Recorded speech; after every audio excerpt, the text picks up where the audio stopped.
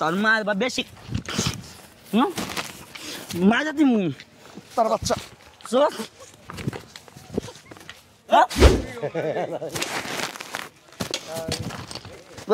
তোর মারো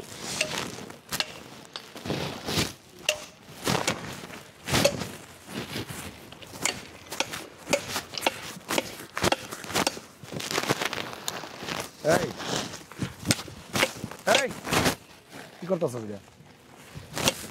এই কি করতেছস এটা? কিসে কি করতেছস? কি করতাছি মানে দেখতাছস না ওরা এই খুলতেছস কে তুই? এন তোকে আমি ওই মাথা বন্ধ করবো তোর কি রে তোর কি সব শোন এই বড় এই কি করতেছস? কি করতেছস? এটা কি তোর বাপেরটা খুলতাছি শোনেন তে এই তোর বাপের? হ্যাঁ এটা আমার বাপের সব কি পোলাপান নেশা কইরা এই এটা খুলতেছস তুই? এদিকে ট্রেন আইব না? ট্রেন আইব না? তোর মার বা বেশি মা যাতি মুই তার বাচ্চা চল তেন আশ্চর্য রে ভাই। এই কিসে এই ধরেন একটু ধরেন কি তোর হাতে কি এটা এই এটা কি চিন্তা করেন? আমি একটু বলছি, হ্যাঁ, আমি একটু বলছি দেন আমারে মার বেড়াইছে।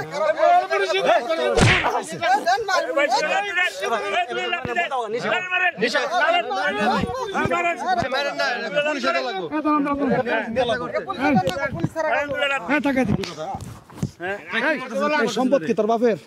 এদিক দিয়া ট্রেন যাবো এদিক দিয়ে। আর আশ্চর্য লেগে গেছে, আমি এদিকে যাইতাছি।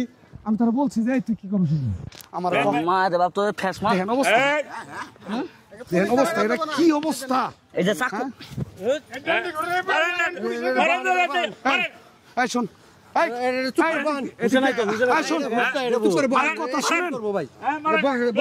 কথা শুনেন মুরব্বী, কথা শুনেন, কথা শুনেন, কাকে কথা শুনেন? এইদিকে ট্রেন চলাচল করবো, কত যাত্রী নিয়ে ট্রেন যাইবো। আজকে তোর মতো নেশাখোরের জন্য এই ট্রেনটা যদি দুর্ঘটনা ঘটে কতজনের প্রাণ যাবো না?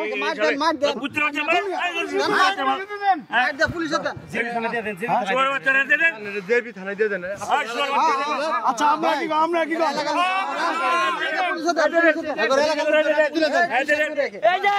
দর্শক ভাইরা, আসলে এটা আমাদের সাজানো গোছানো একটা নাটক ছিল। আসলে দেশের সম্পদ আমার আপনার, দায়িত্ব করার আপনারও আমারও। কিন্তু আমি যেভাবে এরকম ভাবে নিশা করে, এই যে আমার মতো অনেক গামকু নিশা টুকাই আছে রাস্তাঘাটে, এরকম ভাবে ট্রেনের এগুলা নষ্ট করে তুলে নিয়ে বিক্রি করে, কি করে না করে না। আসলে এটা আমাদের একটা সাজানো গোছানো একটা নাটক ছিল। আমাদের নাটকটা কেমন লাগছে অবশ্যই কমেন্ট বক্সে জানাবেন। এরকম নিত্য নতুন আমাদের গল্প পেতে আমাদের পেজটা ফলো করবেন। সবাই এরকম কাজের বিরুদ্ধে প্রতিবাদ করবেন।